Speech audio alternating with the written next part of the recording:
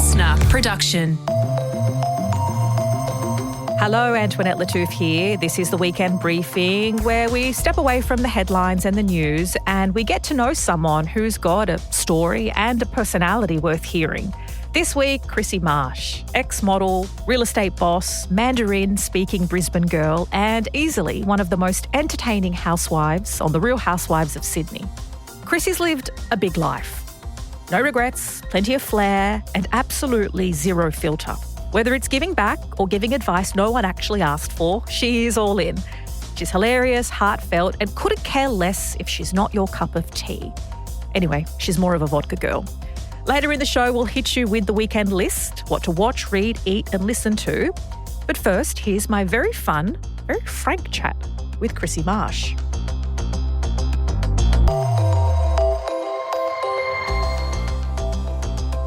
Krissy Marsh, welcome to the Weekend Briefing. Thank you. I'm excited to be here. So many Australians know you as Krissy from the Real Housewives of Sydney. That's not my claim to fame, though. Exactly.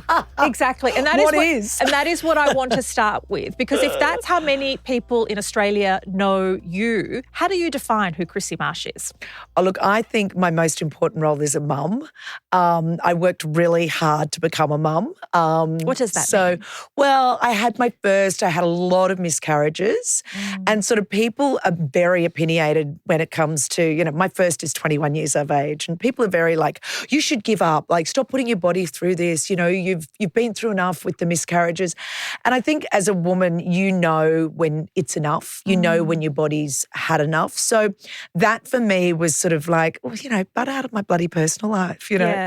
And I was starting my business then as well. I started my business when Billy was 8 weeks old, my firstborn. Mm-hmm. And what was your business? So it was industrial property and I had that for 15 years. So I worked, I'm a valuer by trade, but worked in industrial property, not traditionally where women are. Yes. Especially 21 years ago. Exactly right. And my area was sort of Botany, Alexandria, very ethnic area, very blokey. So I had actually come from foreign exchange. So these guys that were quite sexist and quite rude to me when I was in property, I was like, guys, you're pussycats. I've just come from the FX market. I was a broker there on the Deutschmark desk, which was one of the biggest desks with unification of Germany and everything going on.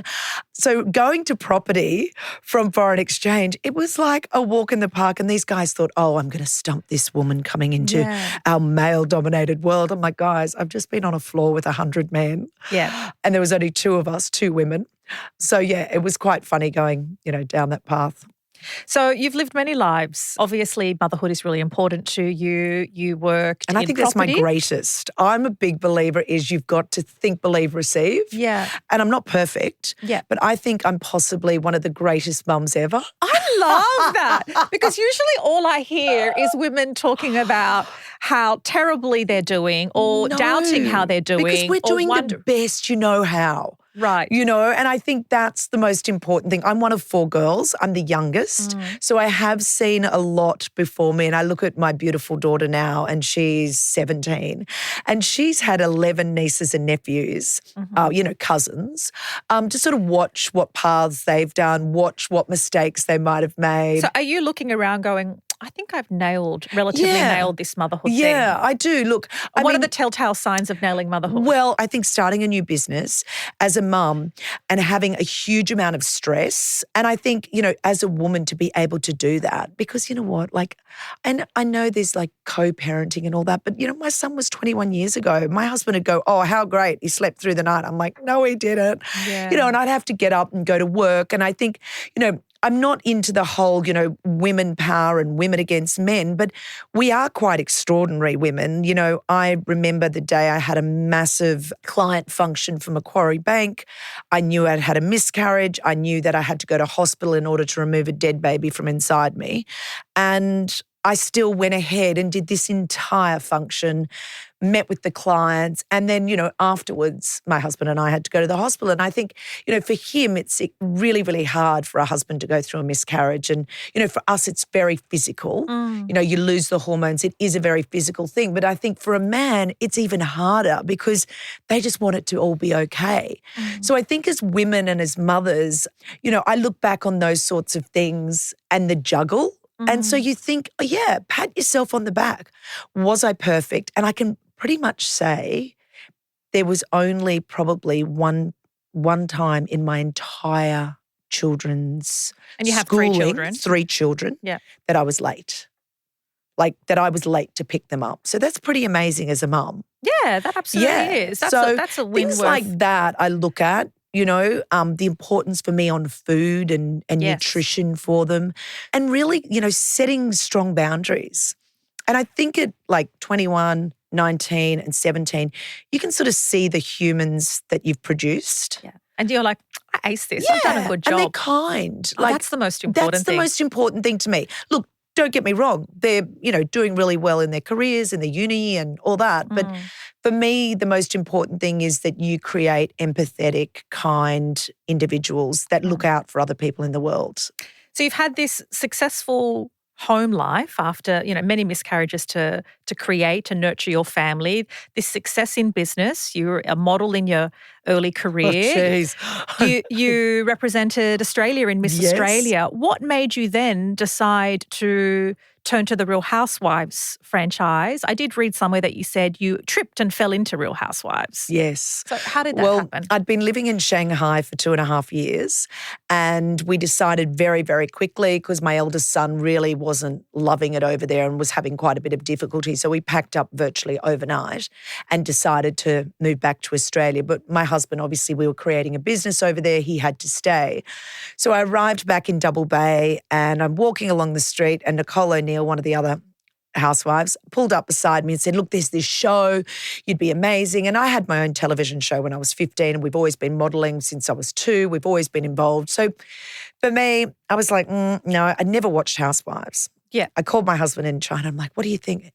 How ridiculous is if I'd ever do that? And he goes, are you kidding? He's like, you're made for that. Yeah. So then I went, oh, okay. And I really went into it blindly because I'd never, ever watched an episode. Any of them? None of them. The first episode I watched of a Housewives was myself. Do you think? And I loved it.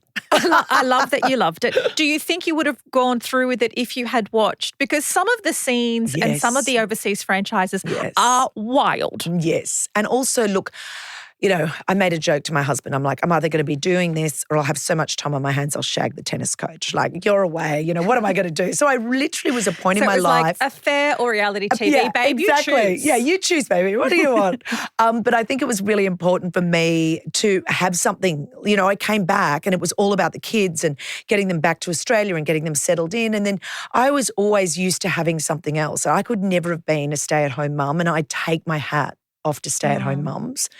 It's a tough gig being a stay-at-home mum. And if you can do it like Nicole O'Neill, she did it, I couldn't have done it. I always had to have a lot going on in my life. And even now, I have to have a lot going on in my life. My daughter's about to finish school, so I just got my 5th dog, Fifth dog. There is this perception for those who don't necessarily watch and follow all the characters in all the cities that the Real Housewives is some, cashed up wives who are bored. And often there's a stereotype that it reduces them to being wives or being, partners of wealthy business people. Did that bother you? Because that is not your origin story. Look, I don't think it's ever bothered me. And as my husband always says, like, you're already yesterday's news in terms of, housewives, people watch an episode, they forget quite quickly. And I think for me, my husband and I virtually created everything we have together. Yes. And I really love that. And you know what, if I'm like first season they did a trophy wife, I'm like, I'll own that as well. Like I don't mind people putting labels or tags on you, because ultimately and fundamentally the people that matter to you are always going to know who you are and what you are. And I think as long as you stay true to your beliefs, then, Well, the people that matter to you, obviously your children, what did they think about it? Well, it was really funny because I never let them watch season 1 because it was so out there and they were all too young. So that I just said, you're doing this, and they did it.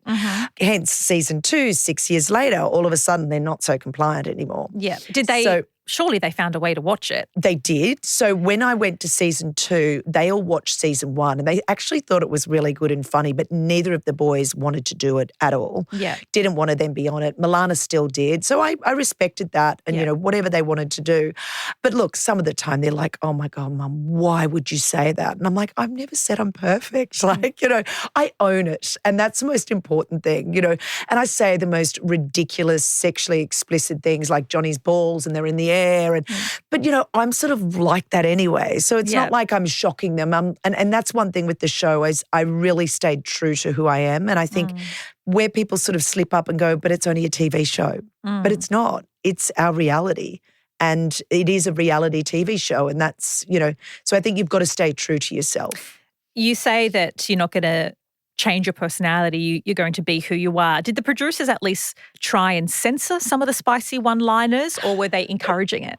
Oh, look, I think they probably encouraged it. I like to show off. So, look, and a lot of the time, and that's what shocked me the most in season 1, was some of the girls behind closed doors was saying the most vile things about, me or, other people, but you don't get to see that till it airs. So that's what's sort of confronting about Housewives is you can do and be who you are, and it's a really good lesson for your kids. It's like you cannot control out of your circle of influence. If someone says something horrible about you, you can't control that. You only know what you are and so I think it was a good life lesson for them as well. And, a lot of people have a lot of strong opinions about the Housewives. I had a lot of men that were dads at the school coming up to me going, why would you do something like this and why? I'm like, you're not married to me. Yeah. I think a lot of people in anything with life, people are quick to point, they're quick to judge. But you know what? You tell me what you've done. You tell me, show me your resume and I'll be, and then I can have judgment, So I think talk the talk and walk the walk. What have you enjoyed most about the reboot of The Real Housewives? Look, I love the profile it gives me. I love my work with Ronald McDonald House. And I think that is what gives you the reality check. And I think that's what gives our kids reality checks is, being around and involved in where it is a home for sick children, but there's so much joy and there's so much fun and there's so much you can give to other people. And I think, I'd come back from Housewives and, something would have blown up and I'll be saying to my husband, oh my gosh, this is just a disaster.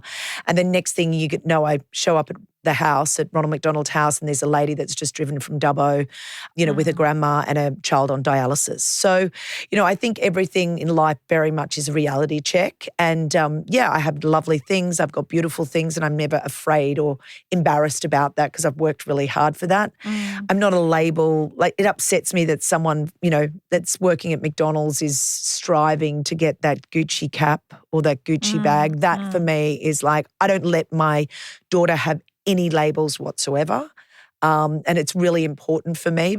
I never had them and I don't want people coveting, a God that's not a God, and that's what really worries me about this whole day and age about labels. But arguably a show like Real Housewives, it glamorizes the labels and glamorizes that life. And that's what people want. People want that voyeurism that are looking, going, look, I want to look at fast cars. I want to look at, beautiful handbags. I want to look at beautiful things. And beautiful diamonds. I can't stop looking at your beautiful diamonds. I know, So like I love beautiful things. So I think everything in life is about a balance. And I think that, I certainly got a lot of beautiful things once I bought a lot of property and I had, so for me it was priorities and it makes me sad to look a lot of the time, and I lived in Italy and the Italians as a group are quite interesting. They live for the day, a lot of them. Yes. They love to have beautiful flashy things, and I'm not saying all Italians, but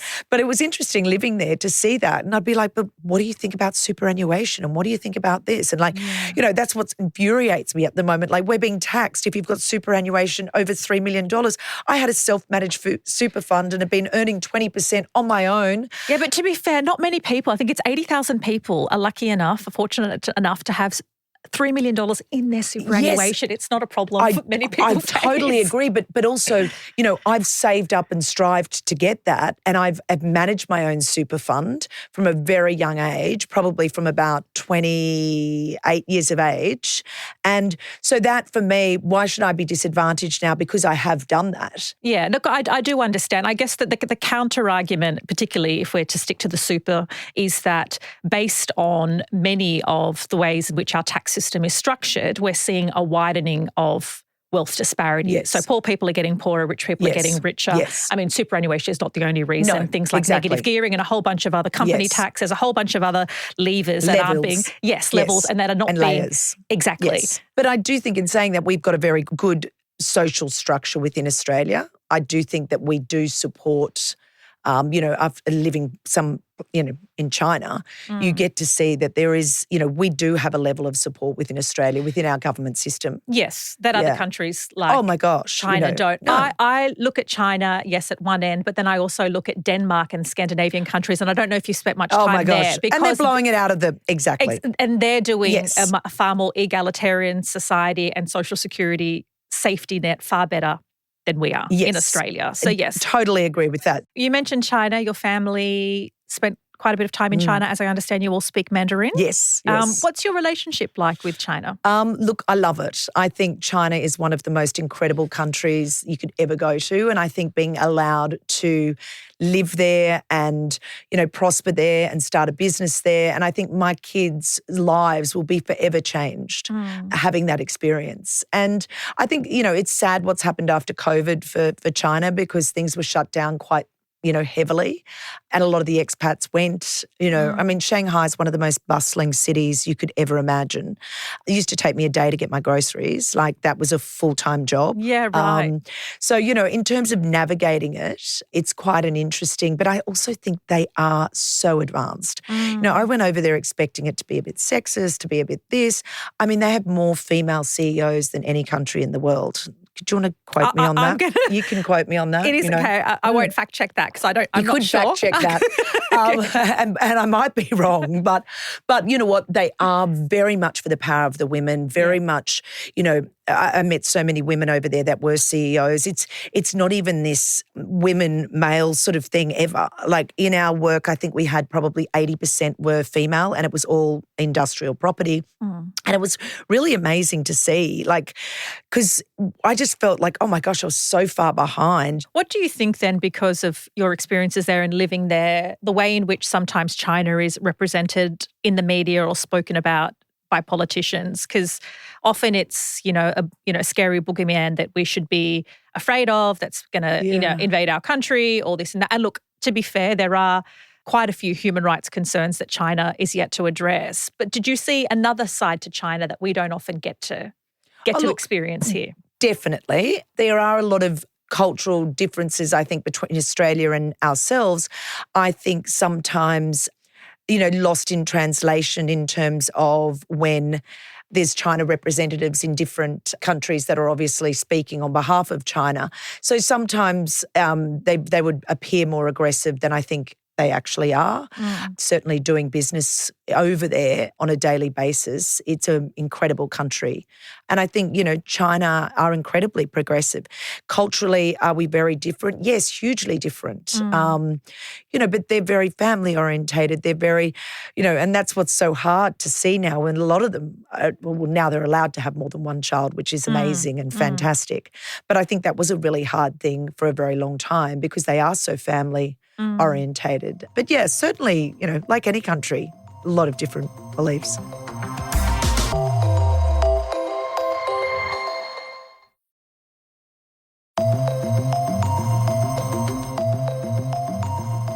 As I understand, you bought your first house when you were 17. Yes. With your sisters. And you grew up in Queensland. Was this first property in Queensland? Yes. Yeah, it was.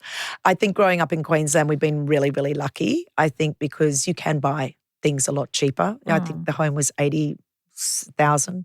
We bought it with four of us together. I'd done a Just Jeans commercial and I'd made 15 grand You'd never get that for a commercial these days, Yeah, would wow. you? I mean, I was like 15. Hel- I know. You never get money like that these days. Yeah, so really, really lucky. And I think, property is, I mean, it is such an unachievable dream now for so many people, which makes it so hard. I bought my first property in Sydney in Rose Bay, which is like one of the best suburbs in all of Sydney, for $230,000. Oh my gosh. Yeah, so it's really hard when you look at that same property today is probably 1.5 million. And, our kids are the same. Like, that's what makes it hard. And, then you're in the rental trap. But I don't necessarily think that everyone has to own a home. It is the Australian dream. But there's so many countries in the world where people don't do that. And you can invest in other things other than property. But then also, look at buying in areas that you might necessarily, live in. So that's also an option. With your cookbook, I'm going to make a confession. Sometimes I turn to ChatGPT Love it. for recipes. Love it. What do you think that means for the world of Cooking. cookbooks and cookbook authors? I mean, are your recipes going to turn up in there? Am I doing a disservice? No, definitely not. I love ChatGPT and I use it to, get recipes from, but obviously my cookbook I didn't. And that's where I think, did you know the whole debacle with Recipe Tin? And yes, so she appeared to have 2 identical recipes from Recipe Tin. Yes. From Recipe Tin that looked identical, and I think some others as well. So I think what has happened there, this is just my opinion as an expert cookbook, expert cookbook author. And a ChatGPT user. And love it, obsessed by it. Yeah. I think that she has probably gone to ChatGPT and said, get me a recipe for caramel slice. Caramel slice has belted out that. She's put it in her cookbook. I think that's what's happened. And look, don't get me wrong, no one sue me over this. I ask it every week, get me this recipe, get me that recipe. And I think, wow, this is the best vegetable curry recipe I've ever seen. I don't know who owns that. Did you use ChatGPT to refine any of your recipes? No. 100% no. But what I do now is when I plan my week, I use ChatGPT the whole time. I wrote everything out myself. Okay. So it was very, very laborious. My boys did some of the recipes and my daughter did as well. But then I think this is then obviously, I mean, ChatGPT and AI is changing the game across industries. It is. But I can't help but think me turning to it when I'm lazy, saying, I have capsicum, I have this, tell us your most, point me to the direction of the most popular curry or whatever, that it's actually going to do well, I think it's going to harm cookbook authors or probably plagiarise more. I think it will. Yeah. 100%. You're 100% correct with that. But look, my book is more of a lifestyle book than just a cookbook. Yes. But I do think, that's the way we're coming. Like there might even be a stove that you then go, and say, okay, cook me the curry, and they'll get the recipe from out in the ethos somewhere and bring it in. I mean, that's what we're seeing more and more. And I can tell you, after sitting as a mum and having to think 5 days a week on what I'm going to cook my kids, they ask me that every day. Yeah. To be able to go to ChatGPT now and say, do me a 5-day menu plan, I am like, I'm killing life on a Sunday. I've got an extra 3 hours to do whatever I want to do with Johnny. Loving it now. We're going to replay this conversation to both of us in 15 years. So we're going to be horrified probably because we'll be like, we contributed to it. We were part of the problem. Well, you know what my daughter says? She said, I speak so badly to ChatGPT. She said, the aliens, I'm going to be the first one they're coming to. Oh, I'm the opposite. I'm so kind and polite. Oh, see, I'm not. Thank you so much. That's really, that's really great. That was was really helpful. I'm like, I've told you 5 times my name is Krissy, Krissy. Why do you keep writing CHRIR? Oh, no, I'm a bitch. Okay, so they'll come for you. Yeah, they'll come for me. But it's one place you can be, isn't it? Or is someone behind that ChatGPT? Oh, no. Am I getting myself into trouble here? The woke world. I hope not. The woke world of the aliens. Well, at least they'll be nice to you. So you're obviously still very much in investment and property, but you're dabbling in a whole bunch of other things. You're a woman of many passions. You've got your cookbook and the Vodka Lecture Time podcast. Great name, isn't it? It's. Are you having a vodka every episode? I am. And definitely. you call it the skinny bitch drink? I call it the skinny bitch. And look, it's funny because I give my best lectures to my nieces. It's, because I've had a drink, my guard goes down, and I just want to tell them how it is. I don't want to hear about you moaning that you don't have a boyfriend. I don't want to hear you moaning that you're single, but I won't go on a dating app, and I won't do this, and I won't do that. So it's like giving drunk auntie vibes? Exactly. Okay. So really, and that's the whole reason I call it vodka lectures, is because I don't want to coat it. I don't want to sugarcoat it. You know what? You're sitting here single. You're sitting here not in a relationship, and you're sitting here whinging. Okay? So what do you need to do? You need to make it your job. If you want to sit here in 10 years' time and still be single, keep doing what you're doing because it's not working. So this is the sort of language that I'm using, this sort of hard-hitting, forget it.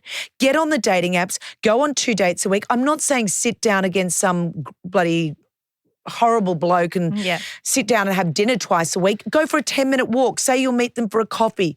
You pretty much know if you know once you meet someone. And you know what? Also, through someone, you might meet someone else. So give that guy that might be a 5 out of 10, go out for him for lunch because you might meet someone through him. I mean, I met my husband through someone else. So I think it's really important. People are just so judgy. Oh, he doesn't fit my 6'5" gazillionaire, the this, the that. Marry someone with potential. Look for someone with potential.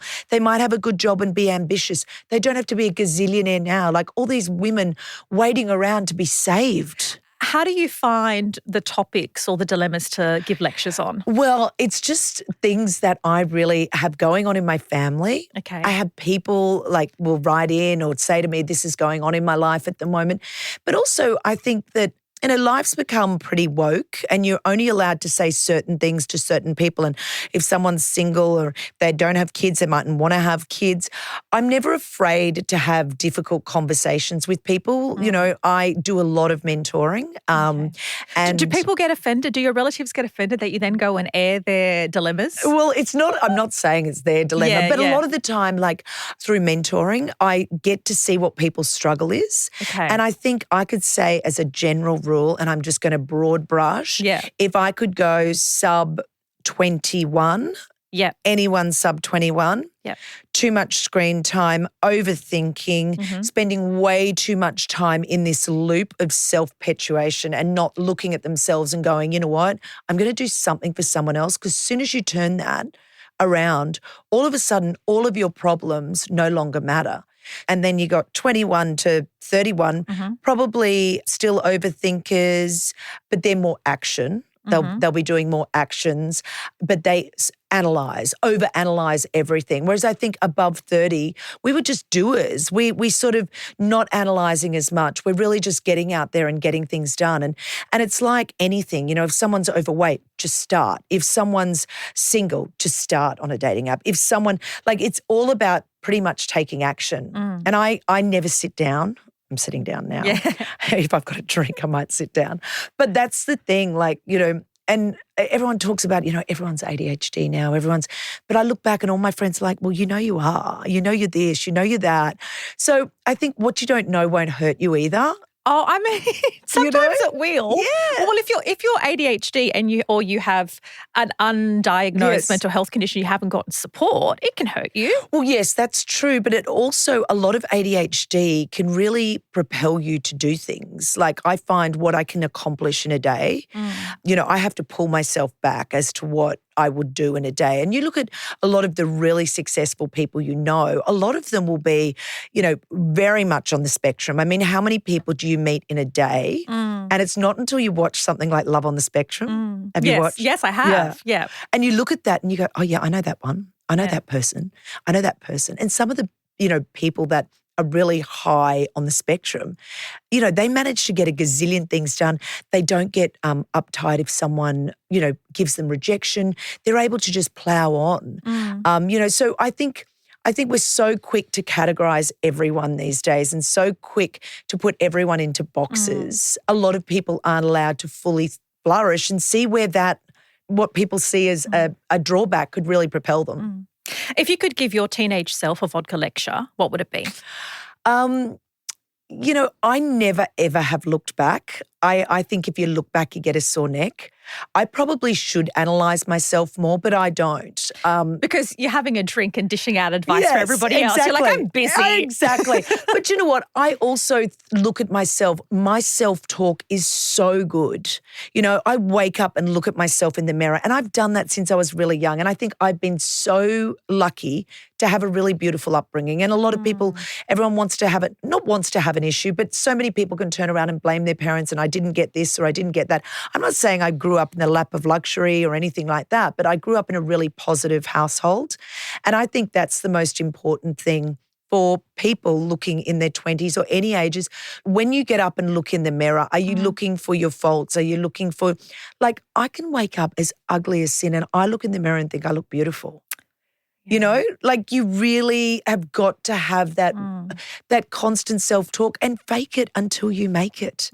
I went from foreign exchange broking to work for Ritz-Carlton Hotels and sales marketing, one of the best jobs in Sydney at the time, became top 10 salesperson, Ritz-Carlton worldwide, then moved into, reinventing yourself because you don't have to sit and go, oh, do I have that degree? Do I have this? Do I have that?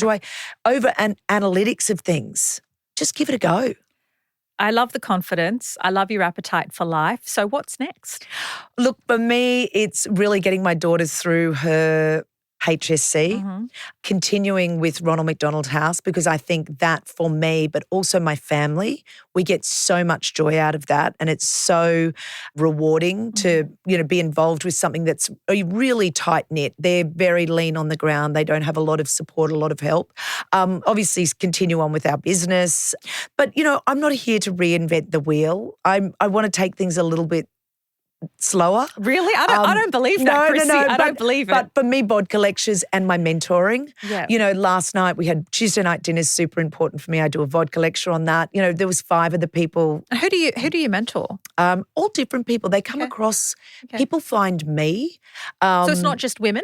No. So the boys last night, there's 5 boys that I've mentored and watching their different careers and how they go into it.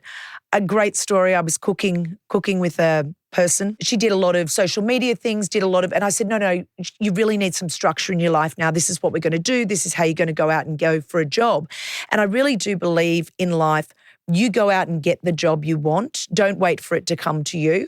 And that's exactly what she did. She's just landed her dream job. We would do weekly mentoring together. So, and I think people find me and, 60-year-old woman is trying to find dating. So I'm helping her out at the moment and giving her some new ideas on what to do. And so it's really ageless, limitless, and people literally find me, which I love. And I've loved chatting with you. Thank you so much, Krissy. No worries. Thank you. That's Krissy Marsh, businesswoman, podcast host, and Housewives star. You can catch her on the Vodka Lecture Diaries podcast or possibly matchmaking at a dinner party near you. No joke, my producer Helen Smith went along to one of Krissy's legendary dinners where the food came second to her mission to find Helen a man. Helen's got the full scoop coming up on the weekend list. Antoinette promise that I'm going to give you the full scoop on the Tuesday night dinner. And I did go to Krissy's house and Chris, we're joined by Chris. Oh, hi here. guys. Hi, Sorry, I guys. forgot to introduce you. So Chris, I went to one of the dinners and I was definitely being set up, I'm pretty sure. But it was a lot of fun. Krissy was lovely, so inviting and welcoming. And what was on the menu? It was tuna that they had caught, like a proper tuna, right. like posh tuna. I was picturing tuna cans. And no, I was like, no, they caught tuna, like I was like, okay.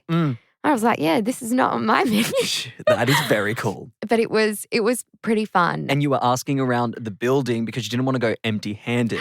What did you end up taking? I actually ended up taking some fancy pasta that Justin Hill, who's one of the listeners, he's like an entertainment reporter here. He just had this beautiful, fancy, colourful pasta on hand. And I was like, okay, amazing. Because I was like, I know I wasn't meant to bring anything, but I have to bring something. You have to bring something. You can't be the girl that's rocking up with nothing in her hands. No one else brought anything. Oh. But They're all like family friends and Beautiful. like Krissy's known them since they were like born or whatever. Yeah. But not me. No. Not me. You had to make an impression, and Helen Smith, I'm sure you did. I hope so. I was a bit flustered. Anyway, let's go to our recommendations. Chris, what are you recommending this week? Okay, this one is a little bit off-brand for me because it's actually quite wholesome and cute. Okay. So my brother has been recently visiting my grandparents because he's a school teacher and now he's school holidays, and he's been visiting my grandparents in these school holidays. Yes. And he's been trying to learn all the recipes of the things and the foods that we grew up with and that my grandparents still make. Like my grandmother from my dad's side, I'm very, very, very lucky to have all four grandparents still alive. I know. That's amazing. Yeah, I know. I'm very lucky. And he's learning my grandmother's famous chicken pie. Oh. And this is like, and it's a kind of complex hungry. dish. I know. People have tried to replicate it in the family before. No one's ever been able to successfully replicate it. My auntie, my dad's sister who lives in Greece, she's tried replicating it and it's not the same. And she gets really upset when we make that, we make that point anytime she tries to make it for us when we're over there. So my recommendation is if you have someone in the family, whether it's a grandparent, a mum, a dad, an auntie, an uncle, someone who does something that you know is just going to die out with them. I know that it's so grim. Yeah. But like, get on top of it. Yeah. Like, now is the time. Strike while the iron is hot because you don't want those recipes like dying with them. You just don't. Yeah, no, family recipes are so special, and I think, learning and passing them on is kind of like sometimes your family legacy and memories as well. Fully. Food holds so much memory and so much love as well. So I think that's very wholesome of you and off-brand. Yeah, off-brand. And can I just say, though, this is on-brand. My brother made the we call it bitter in Greek. He made the bitter and the bitter was dog shit. Oh, so no. I'm just like, mate, you need to do a few more Back visits. to grandma. Yeah, back to your yas house, back to your yas house. All right. I love that one. My first recommendation is an article that I read in The Cut. Now, The Cut is part of the New York Magazine. It's digital though. And it's a first-person piece by Nick Dothie. I think that's correct. But it is called What Plastic Surgery Couldn't Fix. I thought if I fixed my body, I could fix how I felt. 3 surgeries later, I was further from myself than ever. What did this author have done? I'm not going to spoil that. You've got to read it. But that's code for you don't remember what they have done. No, I do, but it's okay. If you spoil that, you kind of it builds up to it, and it's really like okay. It goes into how much spending and the money and the appointments and everything. But this is a little tiny snippet that I really liked. So this is him he goes through growing up as a child. So he says, I was blonde as a kid, big brown eyes, always tall for my age, always more energy than anyone could handle. My teachers called me a heartbreaker by 3rd grade. Such a handsome boy, strangers would say to my mum at the grocery store, as if my face was something I earned. So it goes into the complexities of male body image and being conventionally attractive and handsome, right? Having a beautiful, handsome face, but then having this relationship with your body where you don't feel like your body matches up to your face, if that makes sense. Okay. Yeah. And then it goes a bit further down at the piece. He says, Walker, who is one of you'll find out in the piece, Walker. Is it a friend I who is can't. Walker? I'm not going to spoil that. Horrible. Sorry. Walker told me once, you don't have to look like a cologne ad to be loved. I didn't believe him then. I'm trying to now, though I still struggle. In the months after I recovered, I started seeing my own therapist. Wow. So can I say something? Immediate thoughts. Yeah. What this reminds me of is Zac Efron. Now, I know that this person had surgeries and procedures done on their body, but Zac Efron's face, anyone right now listening, Google Zac Efron's face, 2025. It's changed. It's changed. Yeah. Now, he alleges there was an incident where he required facial reconstruction, but then there's also a lot of people coming out saying that he's just really gone overboard with some modifications of his face. This is a dude who was like, who is conventionally attractive, And was told he was attractive, was the Disney heartthrob. Yeah. Like growing up, everyone wanted to look like Zac Efron. 100%. And this article talks about those aspects of how men's body image issues or little boys, when they're told, oh, you've got to have six packs, you've got to look like this model, you've got to be so built. And it talks about those complexities that I don't think are talked about enough. But yeah, this article I definitely recommend. It's in The Cut. It's got a very long name, but I'll pop it in the show notes. Yeah, I love that. Oh, look What's at your us. next recommendation? Okay, so my second recommendation is nothing like what is nothing like what you just recommended or what I recommended first, but it is a little bit of escapism, a little bit of fun. I need everyone right this second, okay, not right this second, after you've listened to this podcast, to go to YouTube and search Kellyoke. Now, Kellyoke is this thing that Kelly Clarkson, the first ever winner of American Idol, she now has her own talk show, and she does this segment called Kellyoke where she covers songs on her show. Oh my God. Now, she has done amazing covers. She's been doing it for years. Well, as long as the show's been running, which is a few years now. She's done covers of Blondie. She's done covers of The Weeknd. Like, it's just so good. But I love this the most because artists online, whenever Kelly Clarkson covers their song, it's called like the Kelly effect. They're devastated because she rips it to shreds. She does such a good job at it. And there are so many songs for you to go through. I highly recommend. The link will be in the show notes.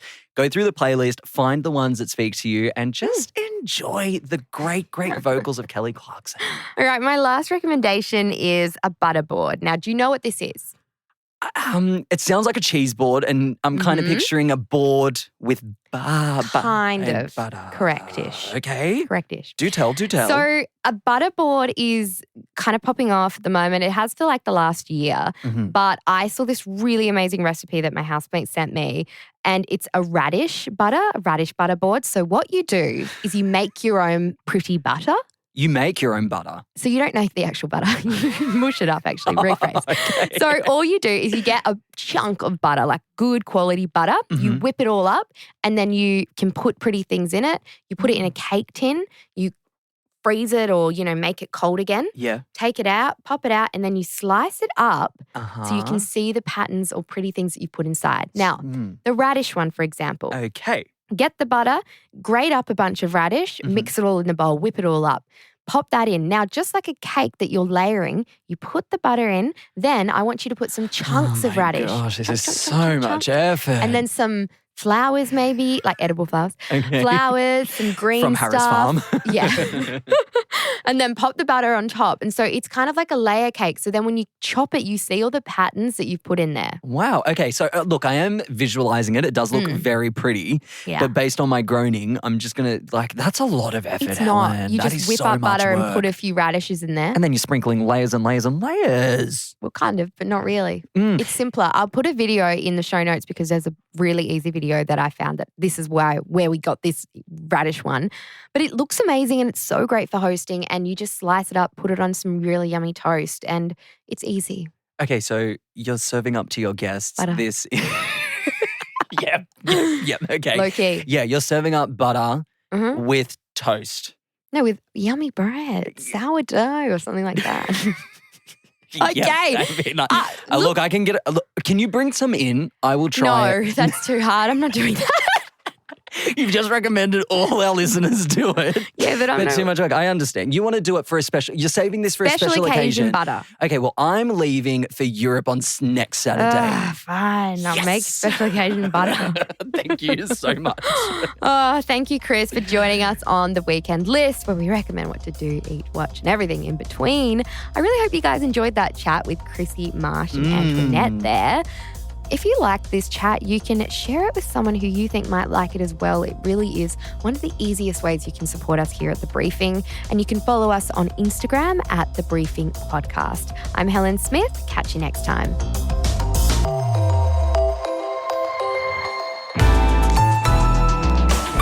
Listener.